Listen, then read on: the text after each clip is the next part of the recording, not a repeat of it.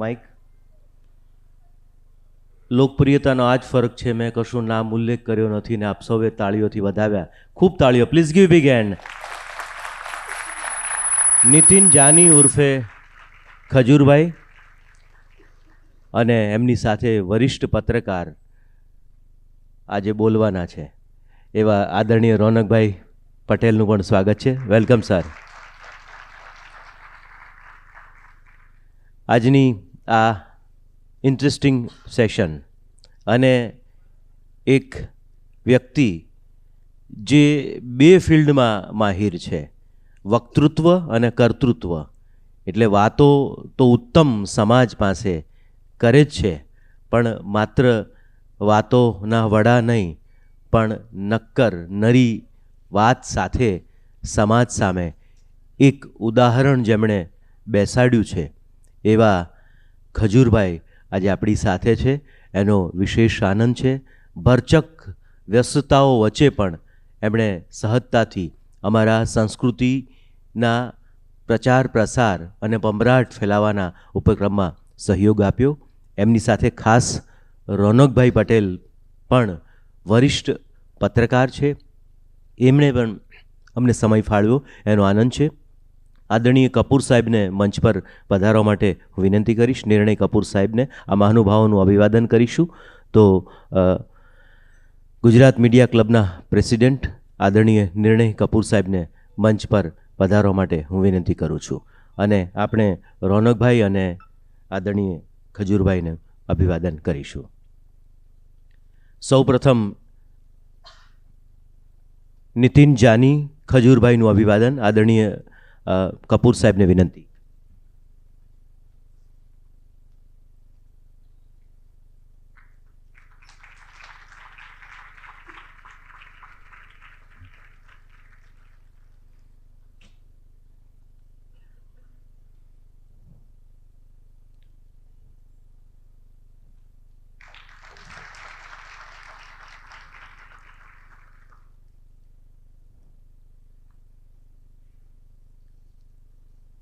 Thank you very much sir. આદરણીય નિર્ણય કપૂર સાહેબ, નીતિનભાઈ જાની ખજૂરભાઈ. ત્યારબાદ આદરણીય સન્માનીય વરિષ્ઠ પત્રકાર રોનકભાઈ પટેલ સાહેબના અભિવાદન માટે હું કપૂર સાહેબને વિનંતી કરીશ.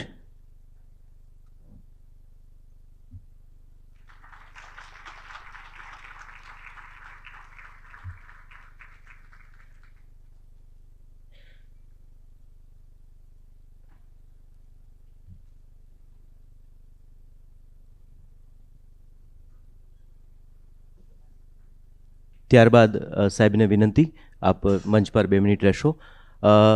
ખજૂરભાઈની સેવાથી પ્રભાવિત જાણીતા શિવકથાકાર એમનું અભિવાદન કરવા માગે છે એક સ્મૃતિચિહ્ન દ્વારા. એમની સેવાઓથી પ્રભાવિત થઈને સાથે રોનકભાઈ અને કપૂર સાહેબને પણ જોડાવા માટે હું વિનંતી કરું છું. ખૂબ તાળીઓના સન્માન સાથે એક કર્મઠ વ્યક્તિનું, એક સમાજ સમર્પણ અને સદભાવ સાથે સતત ચાલતા રહેતા વ્યક્તિનું અત્યારે અભિવાદન થઈ રહ્યું છે. Thank you very much sir. તો હવે આજના કાર્યક્રમનો દોર એક એવા સન્માનીય વ્યક્તિ જેમને સાંભળીને અમે એટલે અમારી આખી પેઢી તૈયાર થઈ છે, અને જેમને સાંભળીને એક વેલ્યુઝ, જેમ ખજૂરભાઈએ એક વેલ્યુઝ ઊભા કર્યા, એક પોતાની એક નવી કેડી કંડારી આ સેવાના માર્ગે. અને સાથે એવું નહોતું કે એમનું જે એક હાસ્ય કલાકાર તરીકે એટલા બધા ફોલોઅર્સ છે કે એ સરસ કામ ચાલતું હતું. નહીંતર સામાન્ય રીતે એવું થાય કે ચલો આ નથી ચાલતું તો આમાં નસીબ અજમાવીએ. એવું નથી. ત્યાં પણ ટોપ પર હતા અને અહીંયા પણ ટોપ પર રહ્યા છે. એવી રીતે રોનકભાઈ પણ એક નવા વેલ્યુઝ સેટ કર્યા, નવી વાત મૂકી અને એક પત્રકારત્વની નવી કેડી કંડારી. તો હું હવે માઇક સોંપું છું આદરણીય વરિષ્ઠ પત્રકાર રોનકભાઈ પટેલ સાહેબ. ખૂબ તાળીઓના સન્માન સાથે એમને આવકારીએ.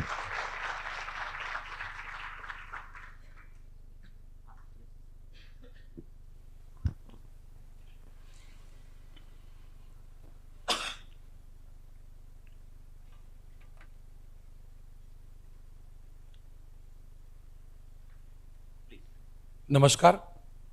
ગુજરાત મીડિયા ક્લબના આ એક અદ્ભુત કાર્યક્રમમાં ઉપસ્થિત રહેવાનો મોકો મળે એક પત્રકાર તરીકે ચોક્કસથી આનંદ એટલે થાય, ભારતના દીકરા હોઈએ અને ભારતની સંસ્કૃતિને આગળ વધારવાનો એક કાર્યક્રમ થતો હોય, એનો પ્રયાસ થતો હોય, એમાં ઉપસ્થિત રહેવું કોઈ પણ પત્રકાર માટે ગર્વની વાત હોય. કેમ કે મારો કાર્યક્રમ છે હું તો બોલીશ, હરમેશ હું કડવું અને તીખું બોલવા ટેવાયેલો છું, પણ પ્રમાણિકતાથી કબૂલીશ કે મેં જ્યારે ખજૂરભાઈનો કાર્યક્રમ કર્યો છે, એટલે કે નીતિનભાઈ જાનીના સાથે કાર્યક્રમ કર્યો છે, એ કુદરતી સંકેત ગણો કે પછી એમના સારા કર્મના કારણે મારામાં જે પણ ભાવ આવતો એ ભાવ ગણો, ક્યારે તીખો શબ્દ નીકળી નથી શક્યો. કારણ કે ખજૂર શબ્દમાં જ એટલી મીઠાશ છે કે તમે શોધો તો પણ કડવો શબ્દ, તીખો શબ્દ ન નીકળે.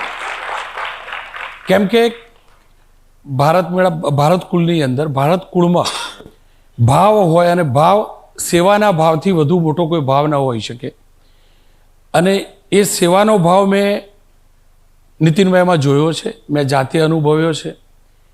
300થી વધુ એ પરિવાર, દીકરા દીકરીઓને ઘર આપવા, મકાન જાતે બનાવવું. આપ લોકો યુટ્યુબ ઉપર વિડીયો જોતા હશો, પણ એ એડિટેડ જોતા હશો, એટલે કદાચ એવું વિચારતા હશો કે કેમેરામાં દેખાય એટલા પૂરતા જ ખજૂરભાઈ કામ કરતા હશે. હું આખો દિવસ એમની જોડે ફર્યો છું, દિવાળીના દિવસોમાં ફર્યો છું. આ વ્યક્તિ એ ગરીબ દીકરા દીકરીઓનું ઘર બનાવવા માટે, બનાવીને આપવા માટે નહીં, બનાવવા માટે જાતે સિમેન્ટ કપચીના ટોકર ઉચકતા મેં જોયા છે. કેમેરો સ્વાભાવિક જ હું કેમેરાનો માણસ છું, એટલે કેમેરો બંધ થાય પછી મેકઅપ રિમૂવ કરી દેતો હશું ને બીજો રોનક હશે કદાચ. પણ મેં ખજૂરભાઈમાં જોયા છે, કેમેરો ચાલુ હોય કે બંધ હોય, હર હંમેશ મેં એમને કામ કરતા જોયા છે. અને એ જ બતાવે છે કે વ્યક્તિની નિષ્ઠા છે શું, ભાવ છે શું.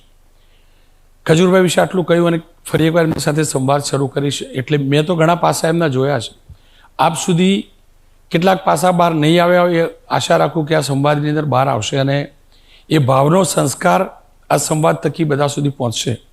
નીતિનભાઈ, આપનું ખૂબ ખૂબ સ્વાગત છે. મારે એ જ જાણવું ને સમજવું છે, એક યુટ્યુબર, એક કોમેડી કરી કાર્યક્રમ કરવાવાળો વ્યક્તિ, એના દિલ દિમાગમાં એવી રીતે કેવી રીતે આવે કે કોમેડી કરવાની સાથે સાથે આ સેવાનું કાર્ય પણ કરી લો? પહેલાં તો તમામનો ખૂબ ખૂબ આભાર કે આજે એ લાયક મને સમજ્યો કે આજે ગુજરાત યુનિવર્સિટીમાં આવ્યો છું. ફર્સ્ટ ટાઈમ આવ્યો છું ને આ યુનિવર્સિટી, આટલી વિશાળ યુનિવર્સિટી મેં મારા જીવનમાં પહેલી વાર જોઈ છે. અમદાવાદમાં બહુ ફેરો છું, પણ મને અત્યારે આ યુનિવર્સિટી, એ ગુજરાત યુનિવર્સિટી જોતાં એવું લાગે છે કે ભાઈ આપણા ગુજરાતના વિદ્યાર્થીઓ વિદેશમાં ભણવા શા માટે જાય છે.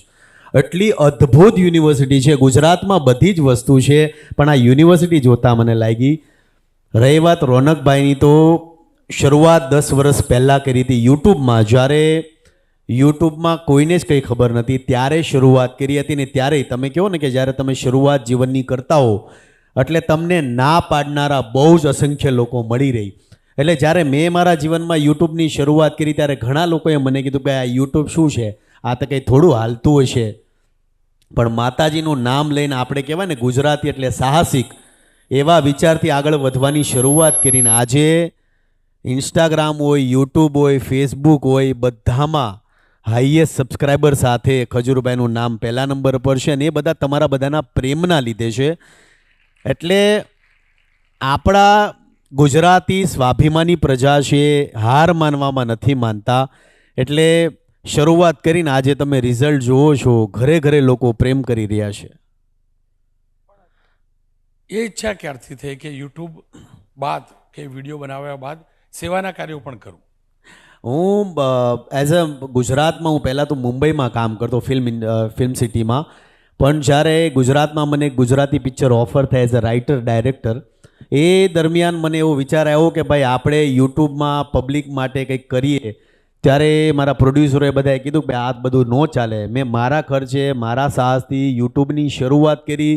યુટ્યુબમાં એઝ અ કોમેડી કલાકાર જીગલિયન ખજૂરની શરૂઆત કરી. લોકોએ ખૂબ પ્રેમ આપ્યો, આગળ વધ્યો. પણ તોકતે વાવાઝોડું, હું કોરોનામાં તો લોકોની સેવા કરતો જ. એક બીજી વાત કે આપણો જે જમાનો છે, આપણો જે યુગ છે, એક ટાઈમ એવો હતો કે ભાઈ એક હાથથી તમે દાન આપો તો બીજા હાથને ખબર ન પડવી જોઈએ, એ સમય હતો.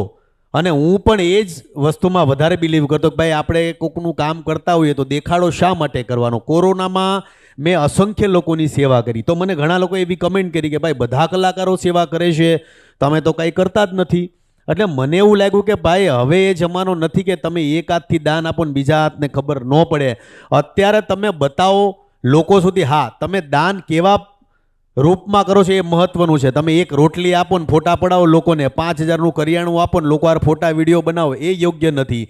તમારું પાત્ર મહત્વનું છે. કદાચ તમે કોઈની પાછળ 1 લાખ 10 લાખનો ખર્ચો કરતા હો તો એ લોકો જોઈને પ્રેરિત થાય. હું એવા દાનમાં વધારે મહત્વ રાખું છું. એટલે જ્યારે તોકતે વાવાઝોડું આવ્યું હું ત્યાં ગયો, મેં બધા જ આપણા ગુજરાતી પ્રજા એવી છે કે આપણે ગુજરાતી ક્યારેય આફતમાં હરેક ગુજરાતી હરેક વ્યક્તિની હારે ઊભો હોય.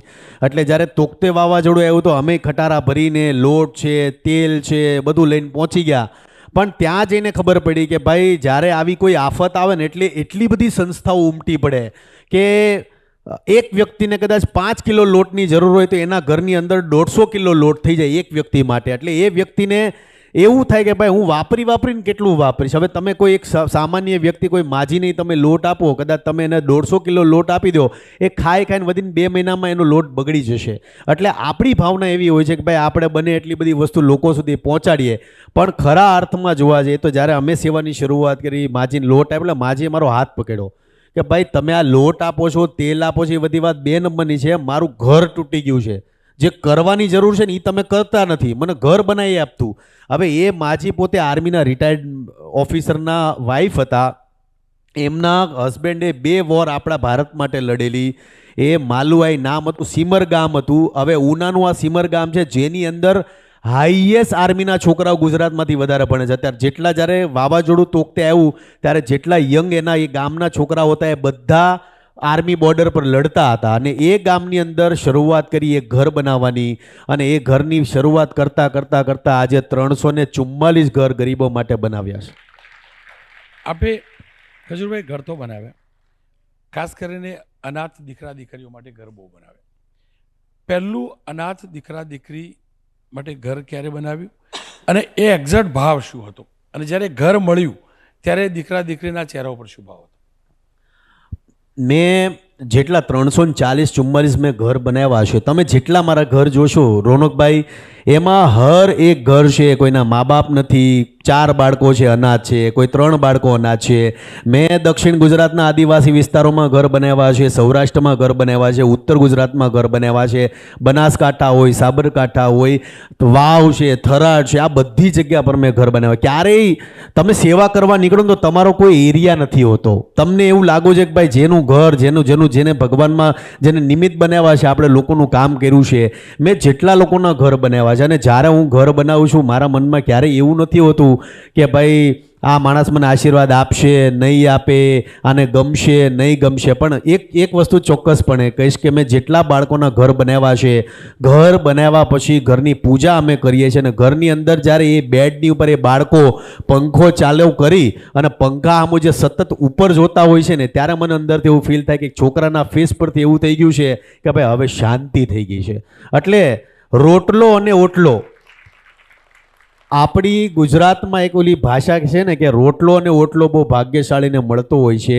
તમે કદાચ મુંબઈ જાઓ તો રોટલો નોટલો લોકો નથી મળતો, ઘણી જગ્યા પર જાઓ. પણ જ્યારે તમે કોઈ જરૂરિયાતમંદ વ્યક્તિ છે, આપણે ઘણીવાર કહીએ ને કે ભાઈ કોઈ જરૂરિયાતમંદ વ્યક્તિને તમે એક છત આપી દો એટલે પછી એના મનમાં 10 સારા વિચાર આવે કે ઘરનું ઘર થઈ ગયું છે તો આપણે હવે કંઈક આમ કરવું છે. એક સામાન્ય વ્યક્તિ જ્યારે ભાડે રહેતો હોય ને તો એનું સપનું એવું હોય કે ભાઈ મારે પોતાનું ઘરનું ઘર બનાવવું છે.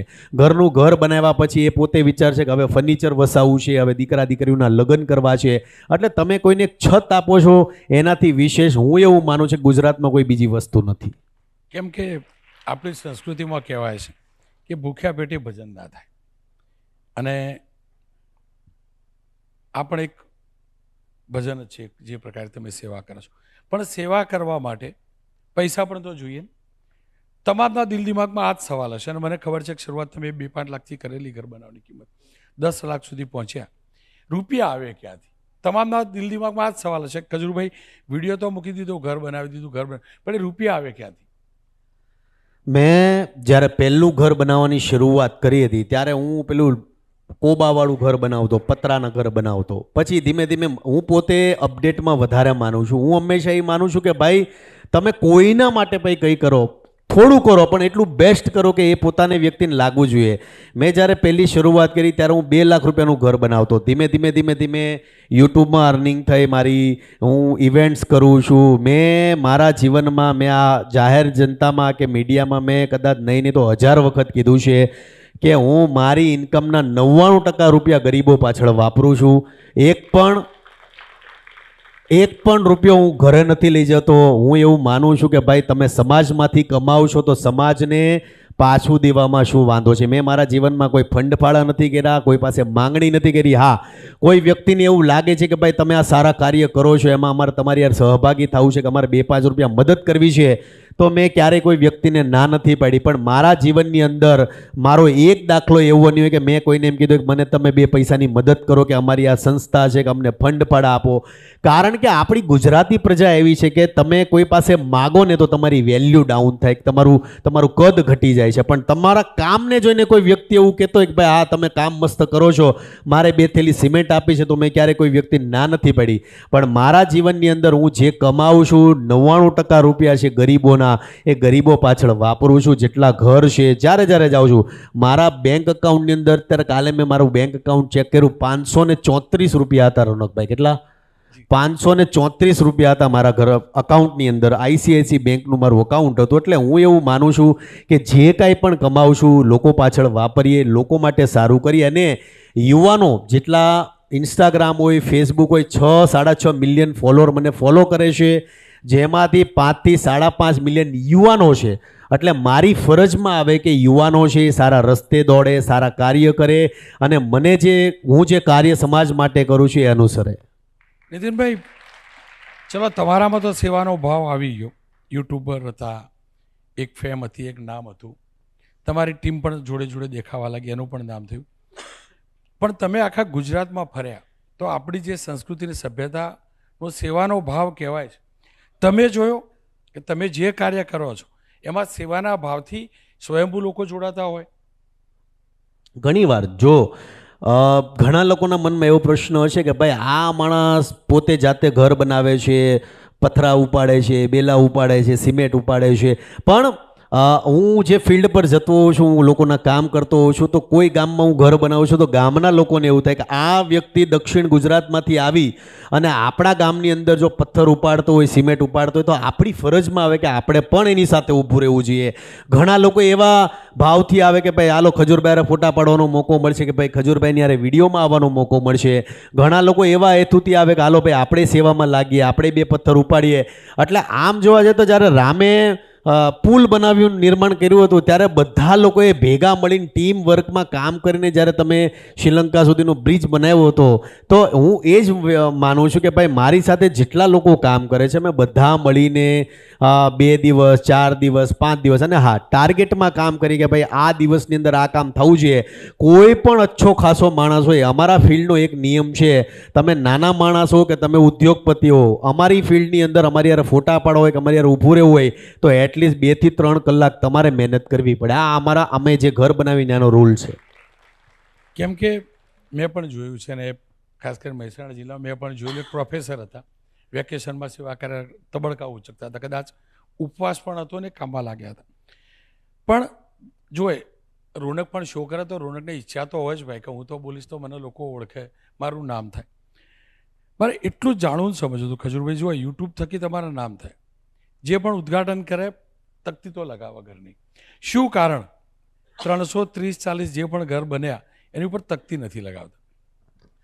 આપણા ગુજરાતની અંદર એક મહત્વનો કોઈ બિંદુ કહી શકો તમે, કે કહી શકો કે બધાને તકતીઓ લગાડવાનો એટલો ગાંડો શોખ છે કે ભાઈ મંદિર હોય, સંસ્થા હોય, ટ્રસ્ટ હોય, તમે કદાચ એક નાની ઝૂંપડી કોઈ માટે બનાવતો હોય ને તો ભાઈ ફલાણી સંસ્થાએ કે ફલાણા ભાઈએ આ બનાવી આપ્યું છે. મને ઘણા લોકો કહેતા કે ભાઈ ખજૂરભાઈ તમે આટલા ઘર બનાવો છો તો તમે તમારા નામ કેમ નથી લખતા? તો હું એવું માનું છું કે ભાઈ તમે કોઈના માટે કામ કરો ને તો પછી એ કામ કરીને મૂકી દો. એ વ્યક્તિને અંદરથી થવું જોઈએ કે ભાઈ આ વ્યક્તિએ મારું ઘર બનાવ્યું હતું. એ વ્યક્તિને ક્યારેય રોજ એ તકતી જોઈને એવું ન થવું જોઈએ કે ભાઈ આ માણે મારું ઘર બનાવીને હું કાંઈ ન કરી શક્યો.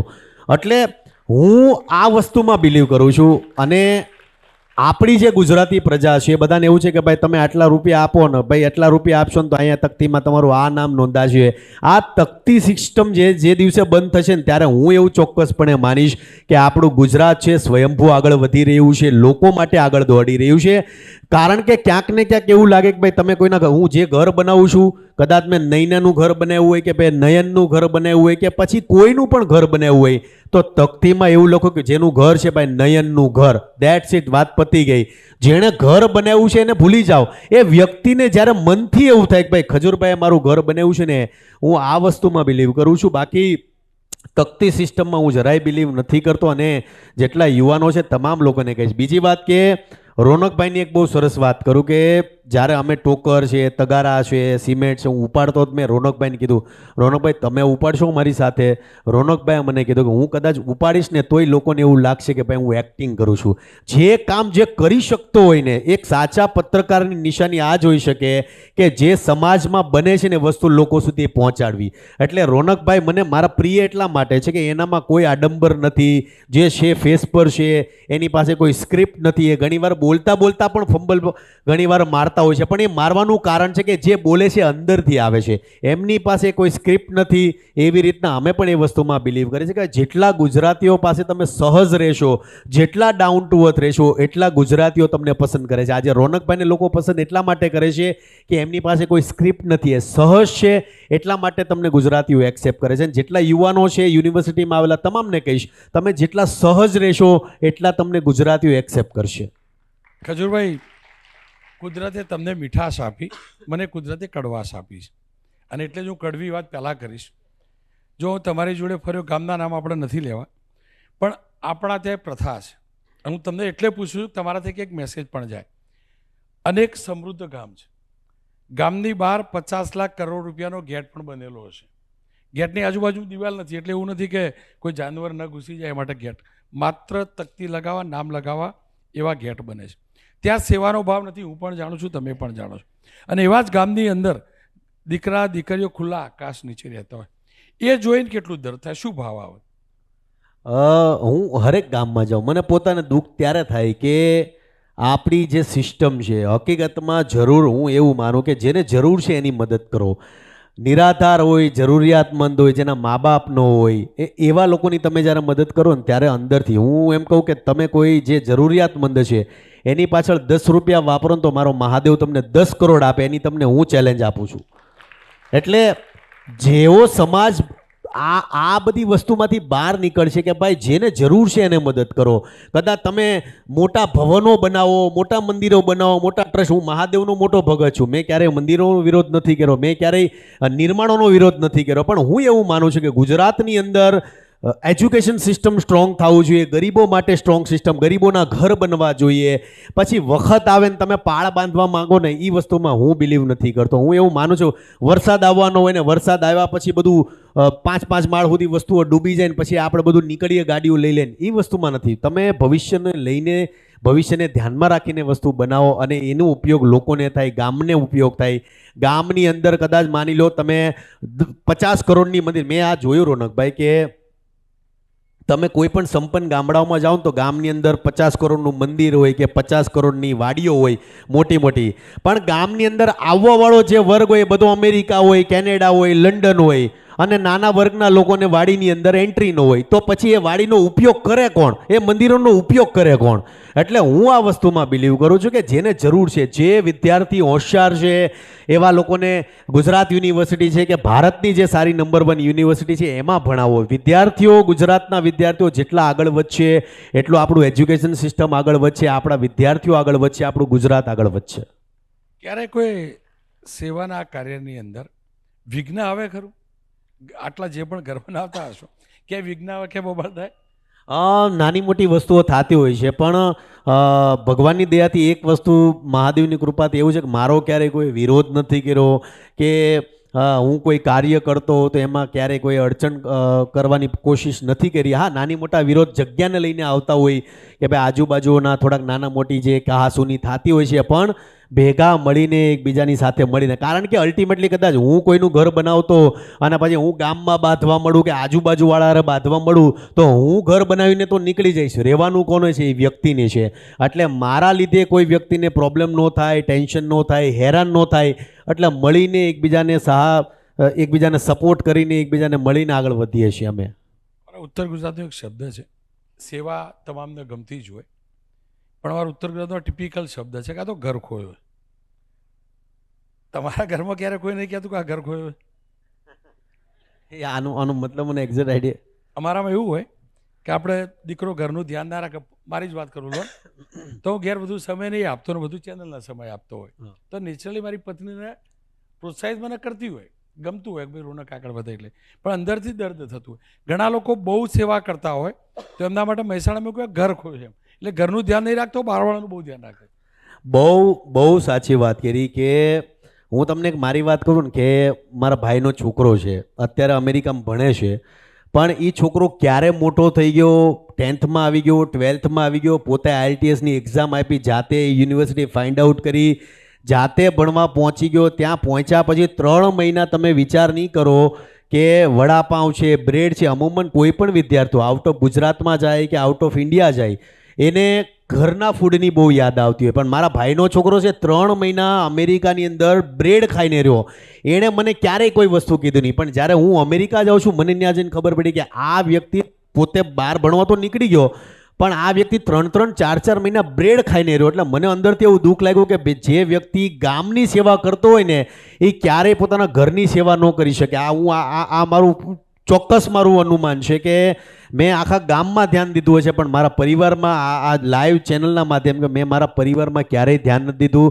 મારી મા છે, મારી વાઈફ છે કે મારા ફેમિલીવાળા છે, તમામ લોકો મને ઘણીવાર કહેતા હોય કે ભાઈ એક તમને લાઈવ દાખલા આપું, આ બધી વસ્તુ મા બાપ આપને કહે કે આપણી ઘરવાળી આપને કહેતી હોય ને ત્યારે તો ઠીક છે, પણ જ્યારે તમે ક્યાંક કોકને મળવા તમારી વાઈફને મા બાપને લઈ જાઓ ને ત્યારે એ લોકો સામેથી કહે કે તમને ધન્યવાદ દેવા પડે, બાકી મારો ઘરવાળો જો ક્યાંય જાય ને તો હું તો ઘરમાં બેહાડી દઉં ના હાથે. એટલે આપને અંદર તો એવું લાગે કે આ હાડા આપને બધાવવાનું કરે છે. એટલે ઘણા અર્થમાં એવું થતું હોય છે. એટલે મારા મધરને ઘણા લોકો કહેતા હોય છે, પણ માતાજીની કૃપાથી મને પરિવાર એટલો સરસ મેળવ્યો છે કે મને હંમેશા લોકોની સેવા, મારો પરિવાર પહેલેથી સેવા કરતો આવ્યો છે. પણ હા, ઘરની અંદર હું કામ નથી કરતો કે મેં ઘરના કામ, બહારના કામ હું વધારે કરું છું, પણ ઘરના કામ મારાથી નથી થતા. એનું આ ચેનલના માધ્યમથી મારા ફેમિલી પાસે માફી માંગુ છું. હવે ફરી એકવાર સોશિયલ મીડિયા ઉપર આવો, જે માધ્યમ ઉપર છો, બે ધારી તલવાર છે, આખું ગામ જાણે, સારા નસારા બંનેના પાસા હોય. તમને લાગે છે કે સારા, તમારા હિસાબથી સારા પાસા વધુ કે નસારા વધુ હાલ જે સ્થિતિ છે એને લઈને? સોશિયલ મીડિયામાં રોનકભાઈ એક તમને બહુ ચોક્કસ વાત કરું કે યુવાનો છે, આ તમે જો એક હમણાં એક ગીત આવે છે પેલું લડ્ડુ મોત્યાના સંસાર દેહી, ઓલું પંખો એક બાબા હોય ને આમ પંખો આમ હાથ કરે અને પછી ઓલા માથા પર અડાડે. હવે તમે વિચાર કરો કે આખું અડધું ગુજરાત ઘેલું થયું છે એ રીલ બનાવવા માટે ઇન્સ્ટાગ્રામમાં. ઓલા ઘરના 2-4 સભ્યો ઊંચા કરે ને પંખા ઉપર હાથ લગાડે, હવે ચાલુ પંખો બંધ કરે. હવે તમે વિચાર કરો કે આ ઇલેક્ટ્રિક શોક છે, પંખો છે, તમે ચાલુ પંખામાં આંગળી કરો, ચોંટ લાગી શકે, ઈજા થઈ શકે છે, તોય ગુજરાતના જેટલા યુવાનો છે આ ખોટી રીલના સમર્થનમાં સપોર્ટ કરે છે. એટલે મેં તો ઘણી ન્યૂઝ ચેનલોમાં જોયું છે કે પેલા વાયરલ વિડીયોની અંદર એવા બધા વિડીયો હોતા ને ગુજરાતના બધા જે યુવાનો પંખા અડતા હોય ને બંધ કરતા હોય છે એવા વિડીયો હોતા ને ન્યૂઝવાળા હોતા મૂકતા હોય છે. એટલે યુવાનોએ પહેલાં એ નક્કી કરવાનું છે કે સમાજ માટે, ગુજરાત માટે સારી વસ્તુ કઈ છે, ખરાબ વસ્તુ કઈ છે. તમે યુવાનો છો, જે યુવાનોને તમે જે દિશામાં વાળશો ને દિશામાં વળશે. એટલે આપણો ગુજરાતનો યુવાન છે એ સારા કન્ટેન્ટ સારા લોકો સુધી પહોંચાડે. પછી હવે તમે પંખા બંધ કરવા જાઓ, પછી આવનારા સમયમાં મોટા જીબીના મોટા થાંભલાની અંદર કોઈક આંગળા નાખતી રીલ બનાવશે તો આપણા ગુજરાતીઓ તો ન્યાય પોગે એવા છે. એટલે યુવાનોને મારે એ કહેવાનું છે કે ભાઈ તમે સારી વસ્તુ લોકો સુધી પહોંચાડો. તમારા થકી કે તમે ફેમસ થવાના ચક્કરમાં કોઈ બીજો માણસ ઈજાગ્રસ્ત ન થાય એનું ખાસ ધ્યાન રાખજો. એટલે આજે પોડિયમમાં આપણે આવ્યા છીએ ને એટલે મારે આ બધી વસ્તુ ડિસ્કસ કરવી બહુ જરૂરી છે કે પોઝિટિવ પહેલું સમાજના યુવાનો માટે બહુ જરૂરી છે. રહી વાત આપણે અત્યારે વાત કરીએ કે ભાઈ ખેડૂતોને મગફળીના ભાવ નથી મળતા, ઘરની અંદર આપણે ઘણીવાર એમ કહેતા કે ભાઈ ખેડૂતોને ટેકાના ભાવ નથી મળતા, તો જે યંગ છોકરા છે એ કોણે મારે કે આ ટેકાના ભાવ એટલે શું થાય?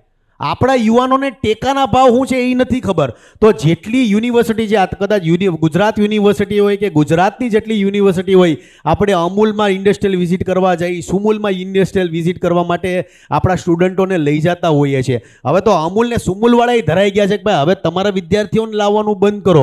એટલે હકીકતમાં જોવા જાય તો જેટલી યુનિવર્સિટી છે, કોલેજ છે, તમામ આજે મીડિયાના જેટલા મિત્રો છે તમામને કહીશ કે તમે યુનિવર્સિટીમાં અપ્રોચ કરી અને આવા યુનિવર્સિટીવાળાને કહો કે તમે ખેડૂતો પાસે જાઓ કે ભાઈ ખરા અર્થમાં ખેડૂત કેટલો દુઃખી છે, નથી દુઃખી, સુખી છે, રાજી છે, ખેતી કેવી રીતના થાય એ યુવાનોને શીખવું બહુ જરૂરી છે.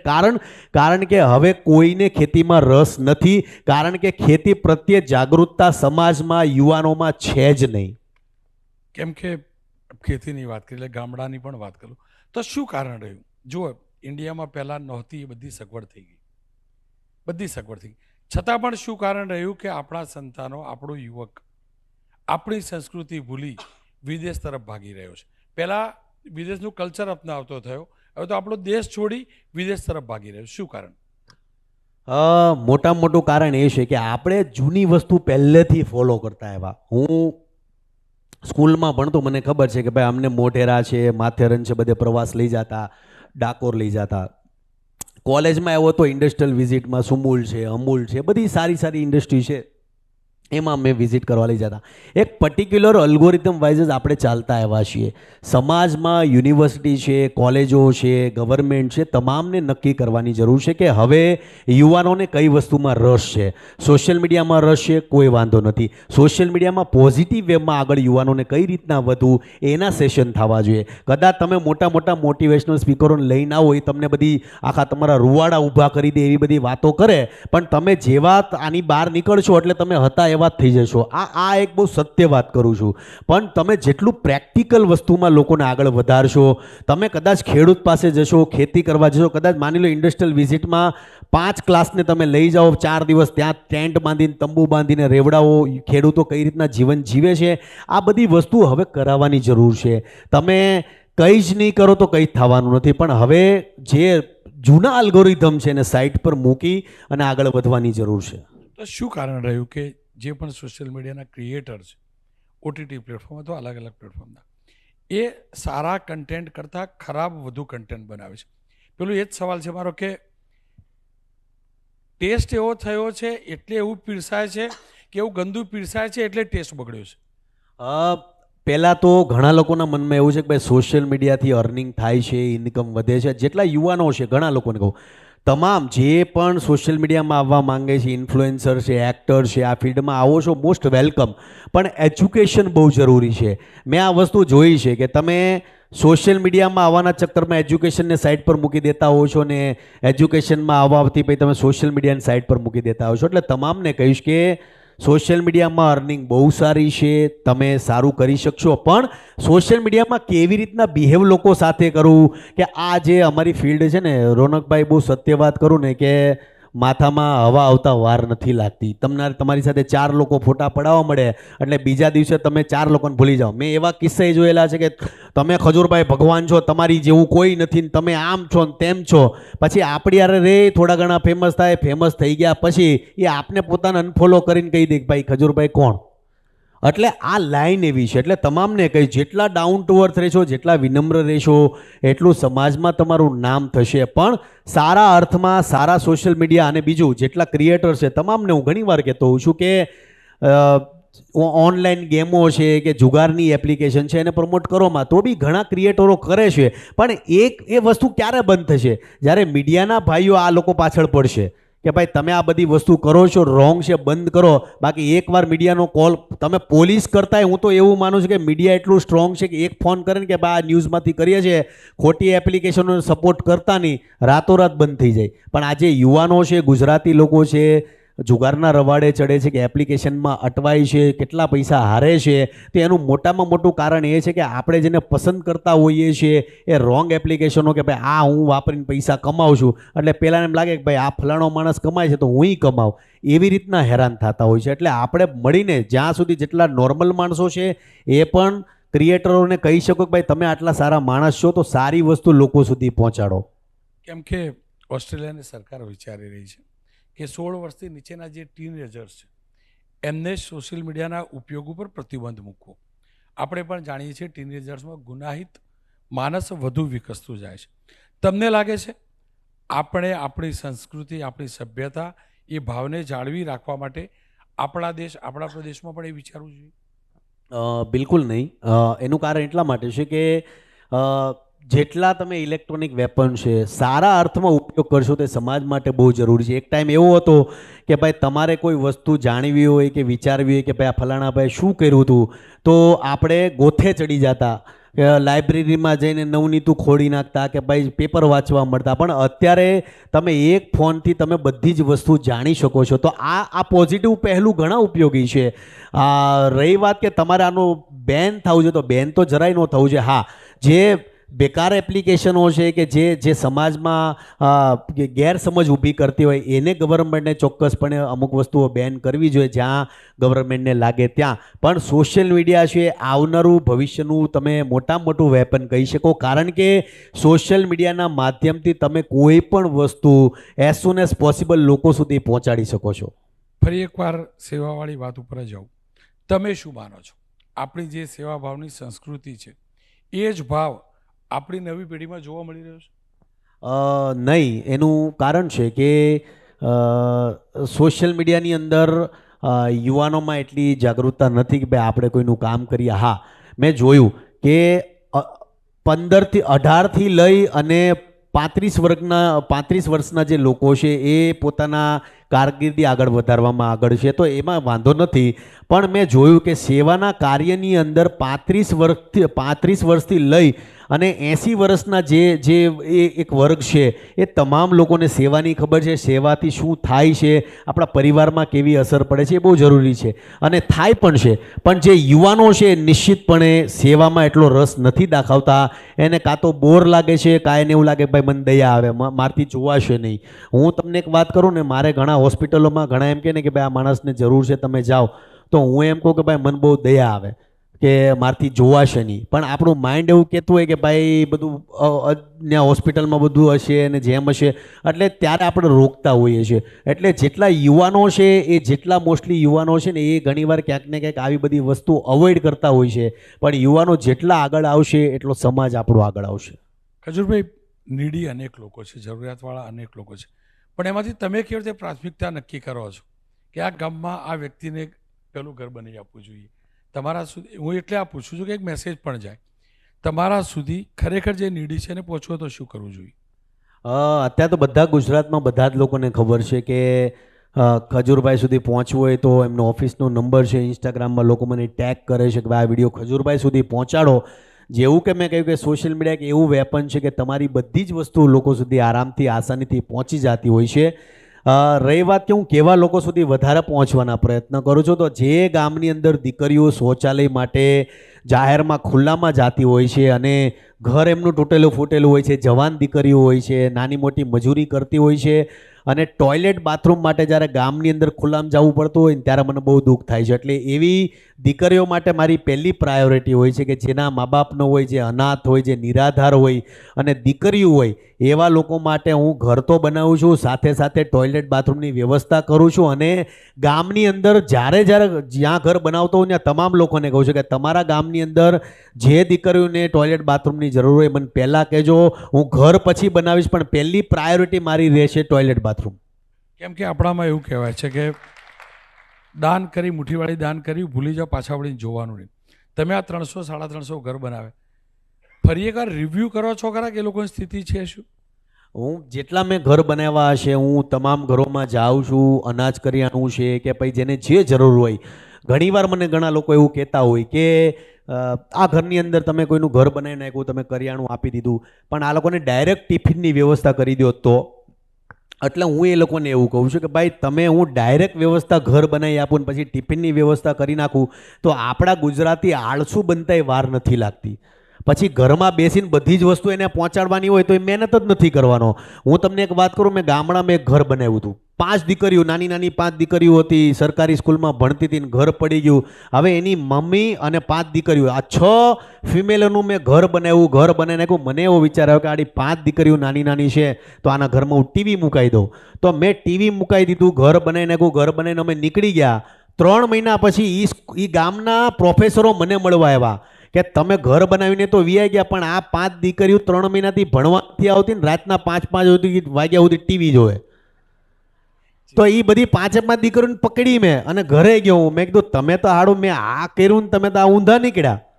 પછી એટલે જેને જરૂર છે, હા મેં એક નાગડકા ગામમાં ઘર બનાવ્યું હતું. બે ભાઈઓ જે હાથ પગથી ચાલી નથી શકતા.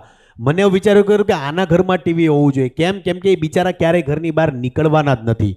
એટલે તમે ઘર બનાવતા હો તો તમે નાની મોટી માઇનર ભૂલું કરતા જાઓ, પણ ભૂલોથી જ તમને શીખવા મળતું હોય છે. એટલે આ મેં જે લોકોના ઘર બનાવ્યા છે, હું ધીમે ધીમે શીખું છું. હું કોઈ મોટો બિલ્ડર નથી કે કંઈ હું મોટો કોન્ટ્રાક્ટર નથી, પણ મારી ચોક્કસપણે આ ગુજરાતની અંદર પહેલી મારી પ્રાયોરિટી હોય છે કે મારો કોઈ પણ ગુજરાતી ભાઈ હેરાન ન થવો જોઈએ. ગરીબ ભાઈ છે, જરૂરિયાતમંદ ભાઈ છે, ક્યારેય દુઃખી ન થવું જોઈએ. અને એના માટે હું ધારું એના કરતાં બેસ્ટ કામ મારે કરવું છે હરેક જરૂરિયાતમંદ માટે. એ મારી પહેલી પ્રાયોરિટી છે. જે લોકો જરૂરિયાતવાળા છે, જેમને ઘર બનાવી આપો છો, એમનો ભાવ શું હોય છે? એમનો ભાવ કોઈક ઘર બનાવીને આપી દે સુખી થઈ જાય એવો હોય છે કે એક ટેકો મળે, આગળ વધવું જ છે, ટેકો મળે એ હોય છે? ઓવરઓલ ઓબ્ઝર્વેશન શું રહ્યું? મેં જેટલા ઘર બનાવ્યા ને ક્યારેય કોઈની ડિમાન્ડ નથી હોતી કે ભાઈ તમે અમને આ કરી દો, પેલું કરી દો, આ કરી દો. પણ ઘર બન્યા પછી એના મનમાં ચોક્કસપણે એ વિચારો આવવા મળે કે હવે આગળ આપણે શું કરવું છે. અને તમે કોઈ વ્યક્તિને એક રાહ ચીંધી દો ને કે ભાઈ હવે આગળ આપણે આ કરવું છે. કદાચ મારે પોતાને કંઈ આગળ કરવું છે, કદાચ તમે તમારા ફિલ્ડની અંદર તમે વિચારતા છો, સતત સવારે ઉઠો 4 વિચાર આવતા છે કે હવે આપણે આવું કંઈક એબીપી માટે સારું કરવું છે. એટલે હું જેના ઘર બનાવું છું તો હું ઘર બનાવ્યા પછી મેં એના ફેસ પર જોયેલી વસ્તુ છે. ક્યારે એણે ડિમાન્ડ નથી કરી. આપણા ગુજરાતી એટલા સ્વાવલંબી છે, ક્યારે કોઈ પાસે ભીખ નથી માગતા, ક્યારે કોઈ પાસે હાથ નથી લંબાવતા. અને મેં જેના ઘર બનાવ્યા છે તો મારી પાસે કોઈ ડિમાન્ડ નથી કરી, પણ ઘર બન્યા પછી મેં ચોક્કસપણે એ વસ્તુ એના ફેસ પર જોઈ છે કે હવે મારે કંઈક નવું કરવું છે. મારું ઘર બની ગયું છે તો હવે મારે સમાજ માટે કંઈક કરવું છે. એ મેં જોયું છે. હું ખજૂરભાઈ પિલુદ્રા આવેલો અને એ 4 ભાઈ બહેન હતા અને 3 બહેનો અને 1 ભાઈ. એ દીકરી એના માતા પિતા નથી, ઘર બની રહ્યું. મેં દીકરીને પૂછ્યું તો એ પૂછ્યું કે તું ભણીશ? એટલે એને ના પાડી. પણ એ બોલી કે હું મારા બાકીના 3 ભાઈ બહેનને ભણાવીશ એટલે નથી ભણીશ. આ પ્રકારની વાત દિલને કેટલી સ્પર્શતી હોય? તમારો અનુભવ શું રહ્યો કે જે પરિવારનું મોટું સભ્ય હોય, મોટાભાગના મોટા સભ્ય 10-12 વર્ષના જ હોય, એ લોકોનો ભાવ કેવો જોયો તમે બાકીના ભાઈ બહેનો માટે? એ ગામની અંદર રોનકભાઈ તમે જોયું હશે કે પિલુદ્રા ગામ, જેમાં દીકરી છે પોતે ભણવાનું છોડી દે છે, મા બાપ એક્સપાયર થઈ જાય છે, અને પોતાના 3 ભાઈઓને પોતે ભણાવે છે. અને વરસાદ અતિવૃષ્ટિ વધી જાય છે ઉત્તર ગુજરાતમાં અને ખેતમજૂરી એની છૂટી જાય છે તો પોતે પોતાના ભાઈ બહેનોની રસોઈ કરવા માટે આજુબાજુમાંથી 50 રૂપિયા ઉછીના લઈને દીકરી આવે છે અને પોતે એમાંથી કરિયાણું લે છે, મગ લે છે, ચોખા લે છે, એના 3 ભાઈઓને ભણાવે છે. અને એવા લોકો સુધી આપણે પહોંચતા હોય છે. હું ઘણીવાર એવું વિચારું, ઘણા લોકો મને એવું કહે કે ભાઈ તમે આ લોકો સુધી કેવી રીતના પહોંચી જાઓ છો? તો ઈશ્વરે ક્યાંક ને ક્યાંક, હું એવું માનું છું કે મને એવો નિમિત્ત બનાવ્યો છે કે ભાઈ આ ઘર તારે જ કરવાનું છે. બાકી ગુજરાતની અંદર અસંખ્ય લોકો એવા છે જે મારી કરતાં બિલિયનિયરો છે કે મારી કરતાં સારા કાર્યો કરે છે, પણ હું એવું માનું છું કે મહાદેવ છે, ભગવાન છે, એ તમને નિમિત્ત બનાવતા હોય છે કે આ કામ તારે જ કરવાનું છે. બાકી પિલુદ્રા ગામની અંદર આવા 5 બાળકોનું તમે ઘર બનાવતા હો કે જેને ખરા અર્થમાં જે જીવન મરણ પર હતા, અને એનું હું જ્યારે ઘર બનાવું ત્યારે મને અંદરથી એવું ફીલ થાય કે ભાઈ મેં કોઈનું પણ કામ સારું કર્યું છે, એ સારા અર્થમાં કર્યું છે. સામાન્ય સંજોગોમાં સેવા અને વાત્સલ્યનો ભાવ, કેમ કે ભાવ પણ આની થીમ છે, એટલે માતામાં જોવા મળે છે જ માતામાં. પણ તમારી જોડે હું આવ્યો અને વસાઈ છેલ્લું જે જોયું, વસાઈ ડાબલા, એ પિતામહે જે ભાવ જોયો ને, એક પ્રમાણિકતાથી કહીશ તો રડાવી દેવો હતો. એક્ઝેક્ટ હું એટલે તમને પૂછી રહ્યો છું કે જેથી એ મેસેજ પણ જાય. કારણ કે સામાન્ય સંજોગોમાં પિતાને બધા નિષ્ઠુર તરીકે વિચારતા હોય કે પિતા એટલે ખખડાવો, મારા હાથે. એક્ઝેક્ટ એક કિસ્સો કહો જેના કારણે પિતાનું વાત્સલ્ય કયા પ્રકારનું છે, પિતાનો પ્રેમ કયા પ્રકારનો છે, પિતાનો સંતાન માટેની સેવાવૃત્તિનો ભાવ કેવો છે, એ ઉજાગર થાય. મહેસાણા જિલ્લાનું દિવાળીમાં તો પહેલાં અમે 3 ઘર બનાવ્યા અને સતત કામ કર્યું દિવાળીની અંદર. મહેસાણા જિલ્લાનું આખ જ ગામ છે જ્યાં એક પિતા 45 વર્ષથી હેરાન થાય. પોતાની ઘરવાળી જે છે એને દીકરાને જન્મ આપીને એક્સપાયર થઈ જાય છે અને આ જે દીકરો છે થોડો મોટો થાય છે, કમાવ બને છે. હવે કમાવની સાથે સાથે દીકરાનું એક્સિડન્ટ થઈ જાય છે અને એની જે આંખની રોશની છે એ જતી રહી છે અને પોતે પેરાલાઇઝ થઈ જાય છે, હાલી નથી શકતો ને એબનોર્મલ બની જાય છે. હવે એ પિતાએ 35 વર્ષ એ છોકરાની સેવા કરી અને મેં જ્યારે એને કીધું કે ભાઈ તમારા છોકરાને દેખાતું નથી, તમારો છોકરો ચાલી નથી શકતો ને એબનોર્મલ છે, તો તમને ક્યારે એવો વિચાર ન આવ્યો કે આને કોઈ સંસ્થાને આપી દેવો જોઈએ? તો એ પિતાએ વટથી કીધું કે મારો દીકરો છે, મારા દીકરાને શું કામ મૂકવું? ઘણીવાર આપણે માની પરિભાષાઓ લોકો સુધી પહોંચાડતો કે માઈ માં, પણ બાપનું એટલું બલિદાન હોય છે. મેં મહેસાણા જિલ્લાનું આખ જ ગામ છે એમાં જોયું કે એક બાપ પોતાના દીકરાને 35 વર્ષથી હારે લઈને ફરે છે, જમાડે છે, ખવડાવે છે, ભઠ્ઠાની અંદર રહી છે, રહેવા ઘર નથી. એનું જ્યારે મેં ઘર બનાવ્યું, મેં રોનકભાઈને જોયું કે અમે જ્યારે સ્લેબ ભરતા હતા, રોનકભાઈને મેં કીધું, મેં રોનકભાઈ ઉપર તમે મારી યારે સ્લેબ ભરવા પડી જાઓ નહીં, મારે જાતે જોવું છે કે તમે કઈ રીતના કામ કરો છો. એટલે ખરા અર્થમાં સાચા પત્રકારની નિશાની એ જ છે કે તમે જે જોવો છો એ સમાજને આપો છો. એટલે રોનકભાઈ માટે હોત ને એક જોરદાર તાળી વગાડવી જોઈએ.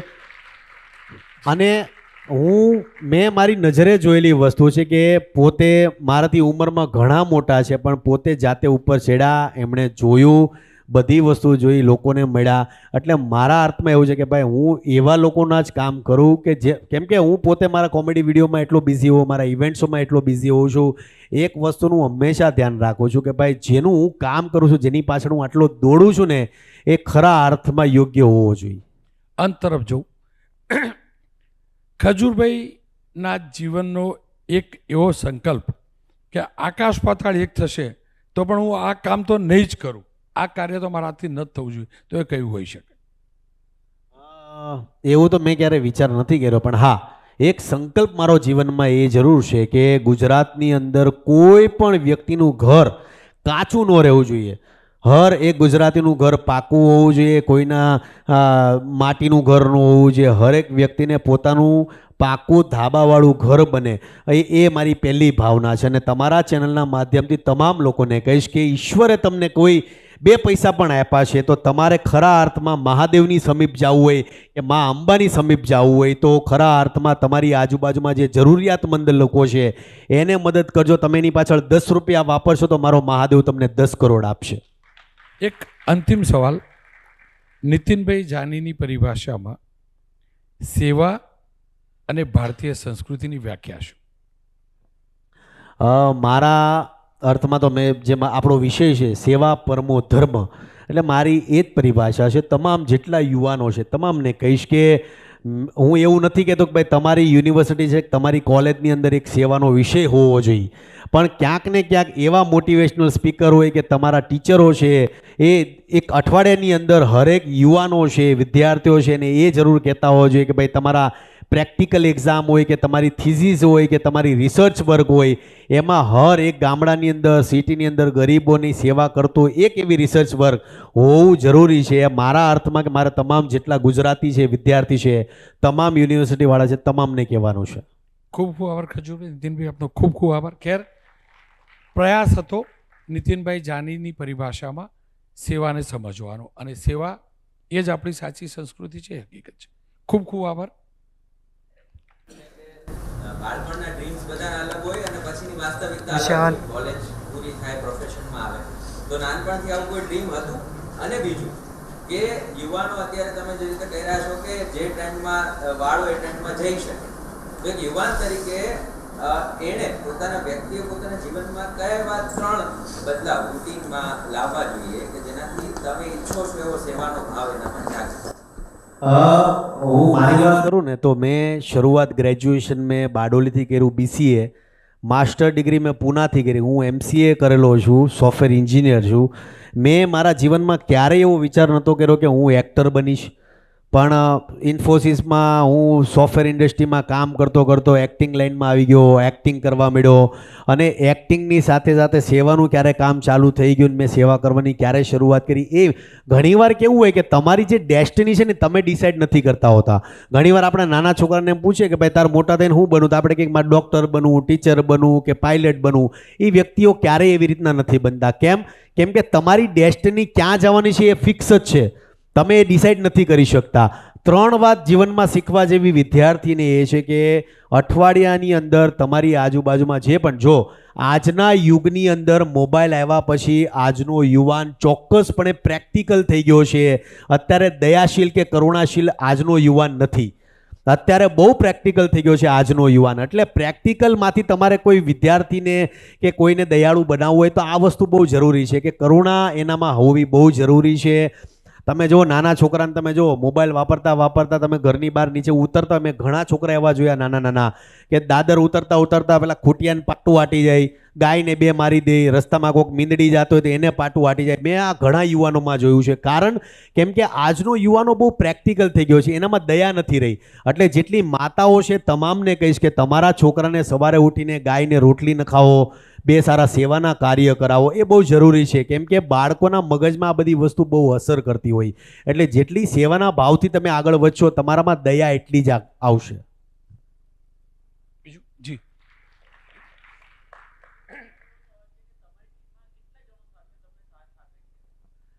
અમારી આમ ઓલમોસ્ટ 52 લોકોની ટીમ છે. કલર કામ છે, કડિયા છે, મજૂર છે, પણ 52 લોકોની ટીમ છે, જેમાં અત્યારે 344 ઘર બનાવ્યા પછી એક વસ્તુ સારી અમારી એ થઈ કે હવે કોઈને કોઈનો રોલ સમજાવવાની જરૂર નથી પડતી. ભગવાનનું નામ લઈને જેનો વારો આવતો જાય એ પોતપોતાનું કામ કરીને નીકળી જાય છે અને લોકોના ઘર બને છે.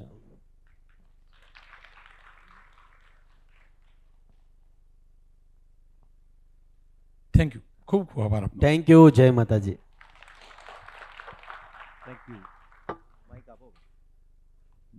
Thank you very much. ખૂબ ખૂબ આભાર ખજૂરભાઈ નીતિન જાની અને આદરણીય વરિષ્ઠ પત્રકાર રોનકભાઈ. એકવાર ખૂબ ખજૂરભાઈ માટે પ્લીઝ ગીવ બિગ એન્ડ ખૂબ તાળીઓ. Thank you very much sir. Thanks for coming. Thank you.